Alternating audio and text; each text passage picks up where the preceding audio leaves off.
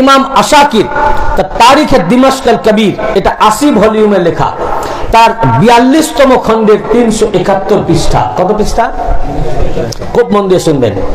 এবার আল্লামা Jalaluddin Suyuti কি বলতেছেন? আল্লামা জালালউদ্দিন সুয়ুতি, যার তাফসীরে জালালাইন হর মাদ্রাসায় দাস দেওয়া হয়, ওটা সংক্ষিপ্ত, তার বিস্তারিত তাফসীরের কিতাব তাফসীর আদ-দুররুল মানসুর।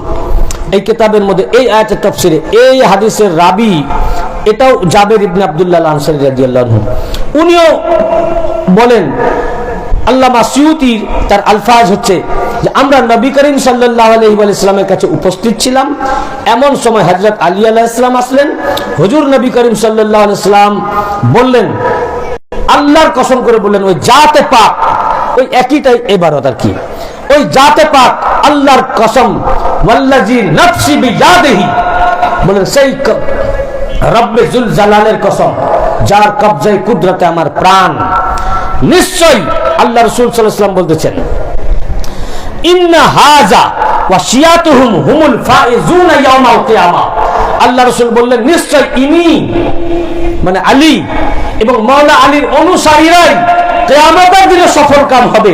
যে আল্লাহর নবী এই কথা বলেছেন, নিশ্চয় আলী এবং আলীর অনুসারীরাই কিয়ামতের দিনে সফলকাম হবে, সঙ্গে সঙ্গে ফানাজালা ইন্নাল্লাযীনা আমানু ওয়া আমিলুস সালিহাতি উলাইকা হুম খায়রুল বারিয়া।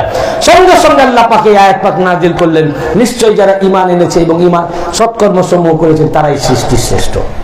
এটা আরেকটা সনদ শোনালাম, আলাদা আলাদা সনদে। ফের এই আয়াতের তাফসীরে আল্লামা জালালউদ্দিন সুয়ুতি তার তাফসীরে দুররে মানসুরের 6ষ্ঠ খণ্ডে 379 পৃষ্ঠায় কিছু উল্লেখ করেছেন। এই হাদিসের রাবি খোদ মাওলা আলীউল মুর্তাজা আলাইহিস সালাম, রাবিকে খোদ মাওলা আলী আলাইহিস সালাম, তিনি বর্ণনা করছেন, তুমি কি আল্লাহ রাসূল পাক মাওলা আলীকে বলছেন, একটু এদিকে করে দাও, উনি এইদিকে ঘোরাও, উনি মাওলা আলী আলাইহিস সালামকে বলছেন, কে? রাসূল পাক মাওলা আলী আলাইহিস সালামকে বলছেন, হে আলী, তুমি কি কোরআনের এই আয়াত পাকটি শোনোনি?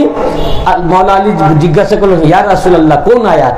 তখন আল্লাহ রাসূল বললেন, ইন্নাল্লাযীনা আমানু ওয়া আমিলুস সালিহাতি উলাইকা হুম খায়রুল বারিয়া।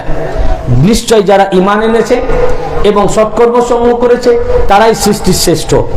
এই আয়াত পাকটা কি তুমি শুনোনি? তখন আল্লাহর মাওলা আলী বললেন যে নিশ্চয়ই এই আয়াত পাক আমি শুনেছি।